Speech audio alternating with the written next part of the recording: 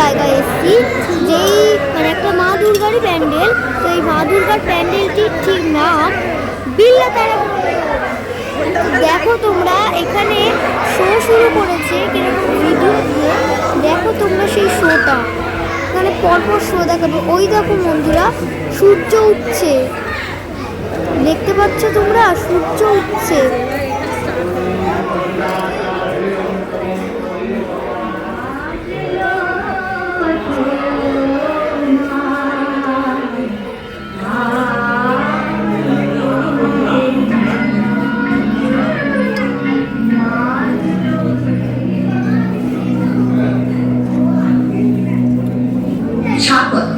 সকল দর্শনার্থীদের জানাই শারদীয়ার প্রীতি, শুভেচ্ছা ও অভিনন্দন। দমদম অমরপল্লী শারদীয়া পূজা কমিটির এবারের নিবেদন বিড়লা তারা মণ্ডল। আমরা দাঁড়িয়ে আছি কলকাতার প্রাচীন ও ঐতিহ্যমণ্ডিত বিড়লা তারা মণ্ডলের কৃত্রিম অরুণ আলোয় উদ্ভাসিত আকাশের নিচে, যা আমাদের ভাবিয়েছে, শিখিয়েছে, দেখিয়েছে বিজ্ঞানের দৃষ্টিতে ওই সুদূর মহাকাশের এক রহস্যময় জগৎ।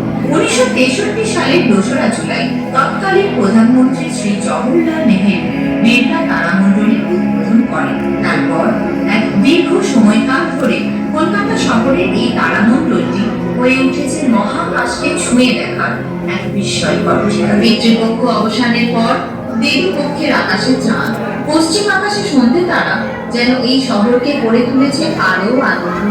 মানুষের সৃষ্টিশীল মন ওই ইতস্তত ছড়িয়ে থাকা নক্ষত্রমণ্ডলীর ভেতর খুঁজে পেয়েছে নানান আকার।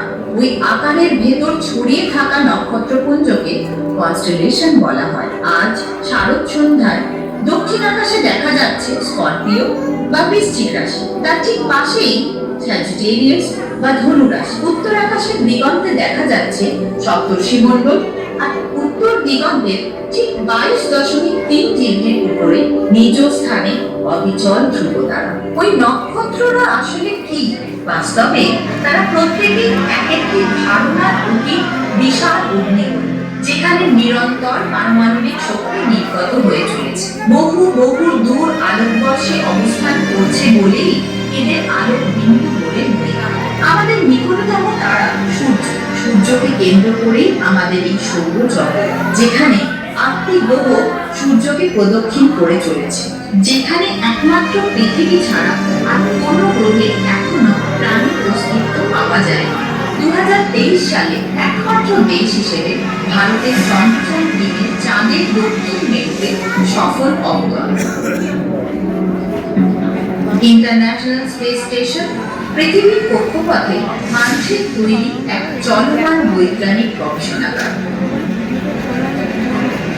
এটি প্রায় 400 কিলোমিটার উচ্চতায় প্রতি 90 মিনিটে একবার করে পৃথিবীকে প্রদক্ষিণ করছে। প্রায় 13.8 বিলিয়ন বছর আগে মহাবিস্ফোরণে বিগ ব্যাং এর মাধ্যমে জন্ম হয় এই মহাবিশ্বের প্রথম আলো, শক্তি ও কণা। তার প্রায় 7.5 বিলিয়ন বছর পরে গ্যাস ও ধূলির দিক থেকে সৃষ্টি হয় তারাগুচ্ছ, ছায়াপথ, সৌরজগৎ ও আমাদের নীল গ্রহ পৃথিবী। এই পৃথিবীতেই লক্ষ লক্ষ বছর আগে ঘটেছিল প্রাণের উন্মেষ, আর বহু বিবর্তনের পথ ধরে পৃথিবীর বুকে আবির্ভূত হয়েছিল অতি বুদ্ধিমান প্রাণী মানুষ। সে তার জ্ঞান, বুদ্ধি ও অনুভূতির আলোয় ধীরে ধীরে অনুধাবন করতে থাকে বিস্ময়কর বিশ্ব ব্রহ্মাণ্ড।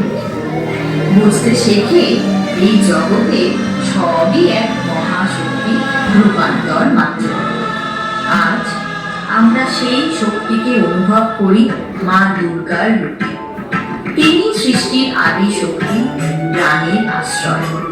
সেই চেতনার আলোকে আলোকিত হয়ে আজ দর্শন করতে এসেছি মহাশক্তির প্রতীক মা দুর্গা।